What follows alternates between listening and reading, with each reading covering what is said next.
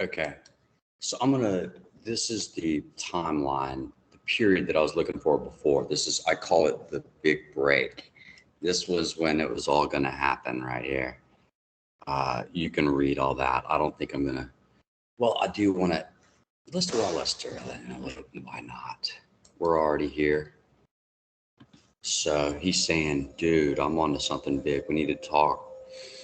I'm in the exact position Sam and Sid were once they got Apache. Okay. For 825. Anyway, that's the big deal. We'll talk. Well, do we want to talk about it? Anyway.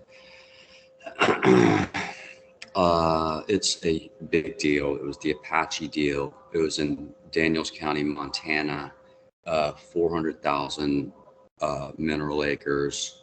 That was their big deal. I don't know if I want to disclose how much. Well, I'll go with that. I think it was public. It's well known now. It's 400 million approximately in revenue. And anyway, it was the biggest thing that I'd ever seen before. I was doing the accounting. They were off. Well, this is for Lori. Lori it was saying, so I was reading some slanderous stuff she had written to me privately, just at the beginning of the summer, saying that I wasn't the control. I was the one that told you that they were. I remember very vividly, Lori, and Sid can dispute this, and so can Brenda Land. Their accountant she was office manager. They were off by 60 million. They said that the net income at that time was 100 million.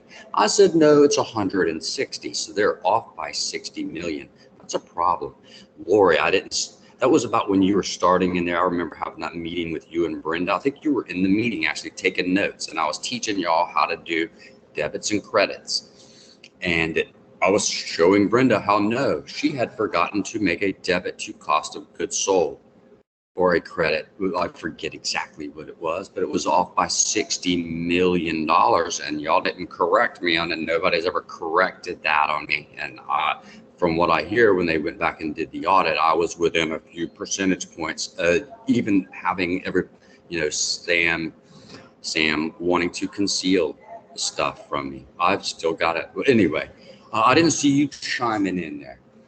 Anyway, so that was the deal we're talking about right there. When he says Sid and Sam for 825, he's got a lease buyer for this number. Those same PDFs. I've done this before. Like I did this back here too.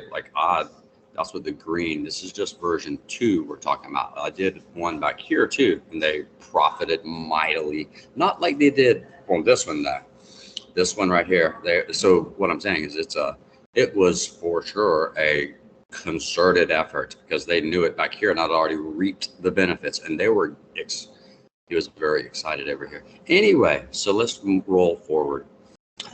He's just laying out exactly what he wants the program to do right here. Y'all can go back and read it, hit pause, and you can read all this stuff. So these are those tasks I was showing y'all where he's adding tasks. And here's the same thing I was talking about in the last video, where he's adding tasks right here. He's telling me all these things to do. And then at the end of it, over here, when I'm complete, that's the day that I say, okay, well, what, I'm asking where do you want it to? Where do you want it? Okay, like which squares on the map do you want? It would have been irrelevant before I finished the program, because the program doesn't care whether it's in section 32 or township, whatever. It doesn't care. So it would have been irrelevant that we ask.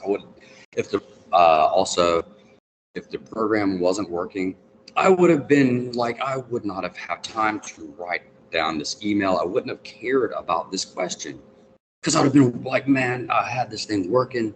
I know how my brain works, and I would have been fixated. I would have stayed and did this thing. I would have worked 24 hours a day to get it working. And I'm not. I'm saying, do the same section, township, range apply, or have they changed?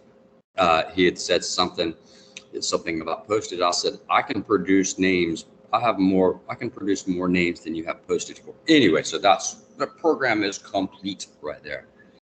All right, so I'm just filling that back in. Uh, there was something else. Oh, yeah. Let's jump forward a little bit. Where we're talking about, Lori had said, I do want to address Lori. I'm gonna have to go get the material from it though, but I can summarize it. She had, anyway, she's right in the middle of this, and I've challenged them on the postal inspector because, see, she tells me she's is fraudulent concealment because she has a duty, but she's not report. She's out there still lying and telling me what they have right now. Okay, so anyway, I'm gonna get there, y'all. Okay, right here. This, remember I had said earlier, I'm gonna check with Burl because we're gonna mail 16,000 to him through him. That's this guy right here. He's the editor of the newspaper in Daniels County, Montana, which is where that project was. I was just explaining to y'all about. Okay, that's him right there. So Burl Bowler, that's Burl that he's talking about right here. All right, so Burl, I'm sure that's the guy that he needs to save his records. But if in case he has a problem, the postal inspector can be there to refresh his memory. All right, because they didn't know that I'm sure that they switched it around later on when I caught on, but back during most of this time, they would have sent it through one guy, and that's this guy right here, Burl. So the postal inspector can be there to help him with his backup.